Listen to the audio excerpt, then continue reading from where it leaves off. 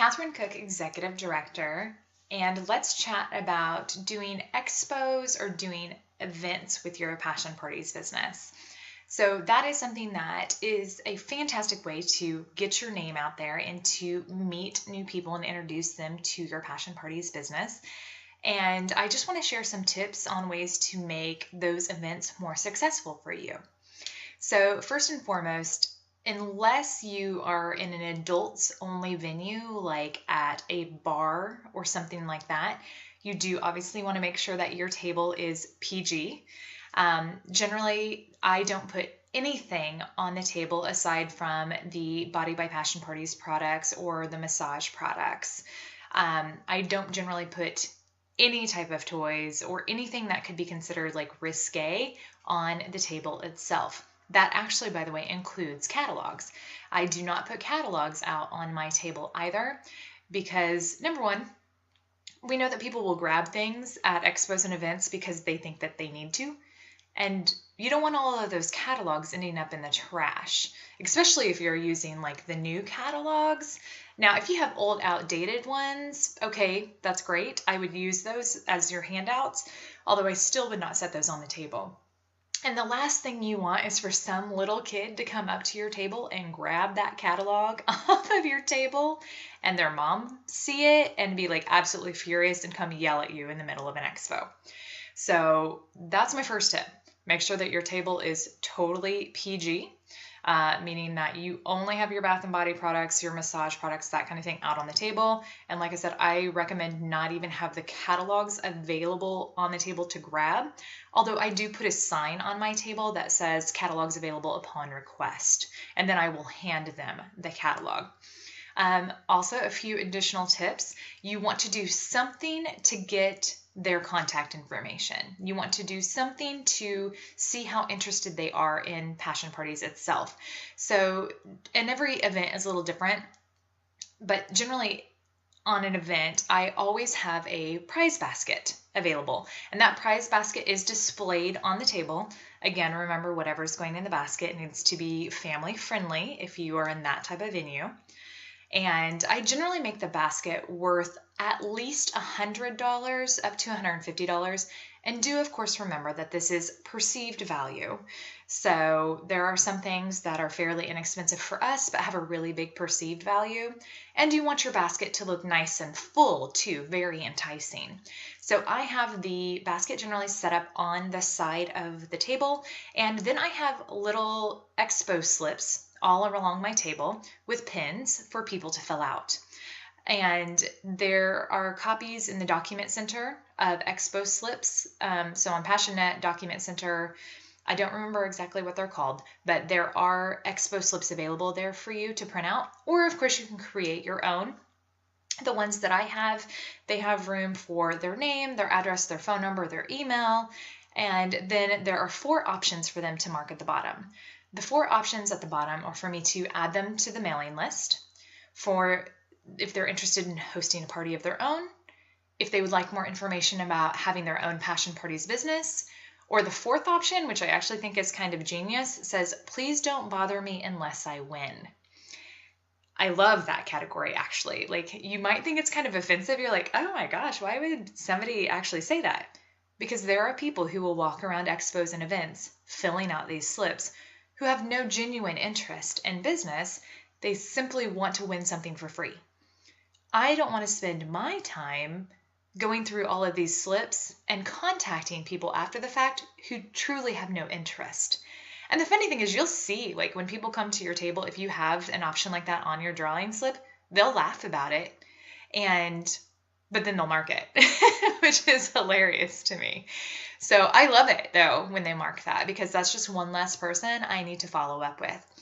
Also, as people are filling out the slips, you do want to encourage them to make sure that they do mark an option at the bottom, because you also don't want a whole bunch of slips that have these people's contact information, but you have no idea if they want to host a party or if they want more information about the business.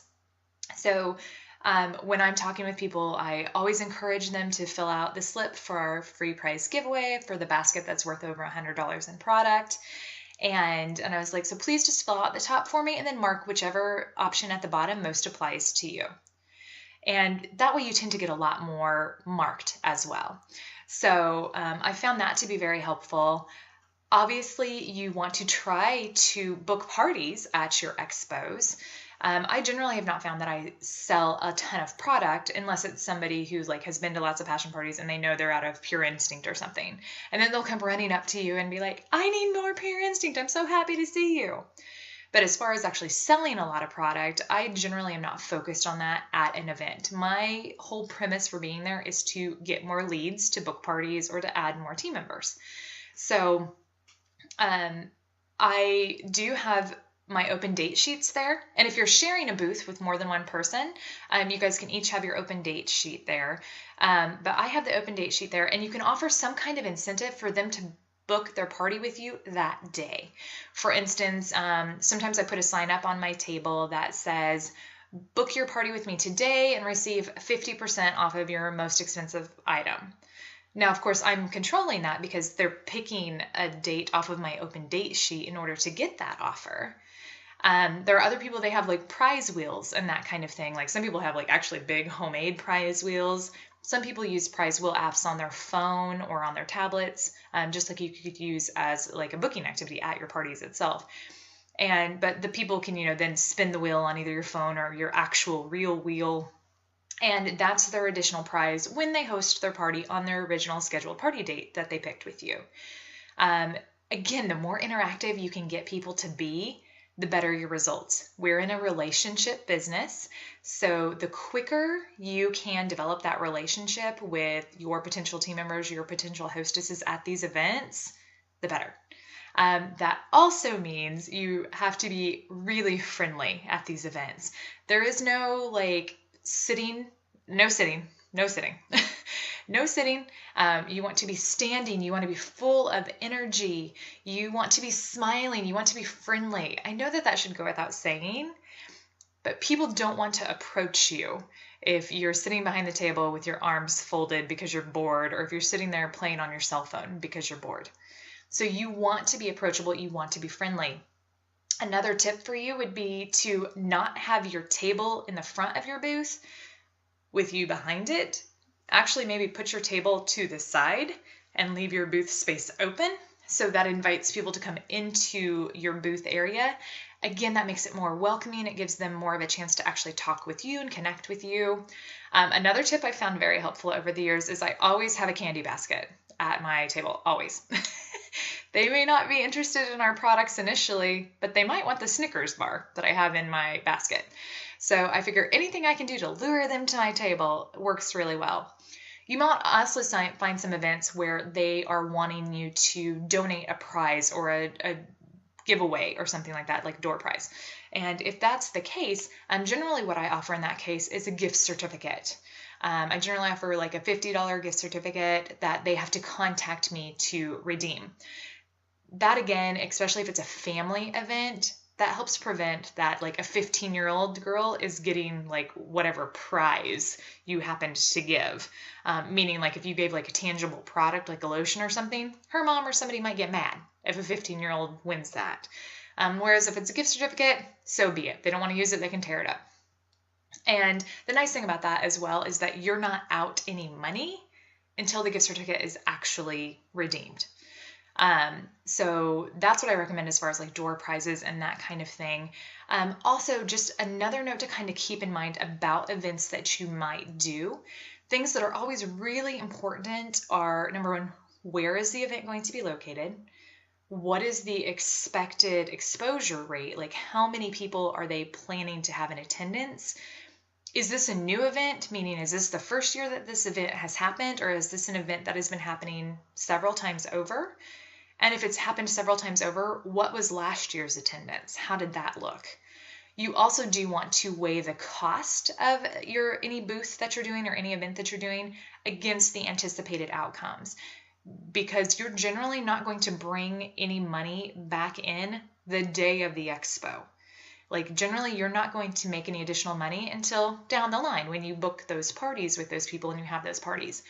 So you want to make sure that the cost that you're putting out equals basically what you're expecting to get in return. So you want to make sure, number one, that it's an audience you're looking for, which would obviously be more like your women's audiences, not necessarily your mixed audiences where there's going to necessarily be a lot of men and women there. I've generally had better luck at events that were focused just on women or women and families, that kind of thing. So that's something to keep in mind. And again, if you can't afford to be out the $200, $300, $500, whatever for the booth, if you can't afford to be out of that money, for like a month or however long it takes you to do those parties to recoup the money, either get some other people to do the booth with you or consider not doing the booth. Because like I said, generally this is a return that's going to take a little while to come back to you. But I do highly recommend that you do events in your areas. There's all kinds of generally like little local events where maybe it's $25 to have a table set up there or something like that. There's all kinds of variations of like huge events where thousands of people are expected, or smaller events where you might just get like 100 people. So just keep it family friendly, unless you're in a venue where it's like a bar or something and everybody is going to be over the age of 18. And keep your table fun and simple. Make sure that you're approachable, you're friendly, you're engaging, and offer as many enticements as you can to get people to your table, whether it be having candy bowls or a prize spinning wheel when they book their party, the gift baskets, that kind of thing. So there's all kinds of different booth ideas out there, but I hope this gives you some tips on ways to make your event a little bit more successful.